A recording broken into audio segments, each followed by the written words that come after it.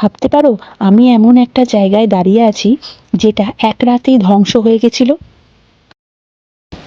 এটা হলো কভেন্ট্রি ক্যাথেড্রালের পুরনো অংশ। 1940 সালের দ্বিতীয় বিশ্বযুদ্ধের সময় জার্মান বোমার হামলায় পুরো ক্যাথিড্রালটা ধ্বংস হয়ে যায়। কিন্তু সবচেয়ে অবাক করার বিষয় হলো এটাকে ভেঙে ফেলা হয়নি। ধ্বংসাবশেষের শেষটুকুকে আজও কিন্তু আগের মতো করে রেখে দিয়েছে, যাতে মানুষ যুদ্ধের ভয়াবহতাকে কখনো ভুলে না যায়। পুরনো ধ্বংসাবশেষের পাশেই দাঁড়িয়ে আছে নতুন কভেন্ট্রি ক্যাথিড্রাল, যেন ইতিহাস আর ভবিষ্যৎ একই জায়গায় মিলেমিশে গেছে।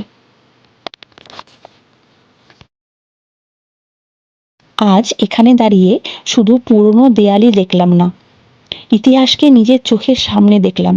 সত্যি বলতে ছবিটায় যতটা সুন্দর লাগে, বাস্তবে তার চেয়ে অনেক বেশি অনুভূতি কাজ করে। তোমরা যদি কখনো কভেন্ট্রিতে আসো, এই জায়গাটা তোমাদের ট্রাভেল লিস্টের মধ্যে অবশ্যই রাখবে।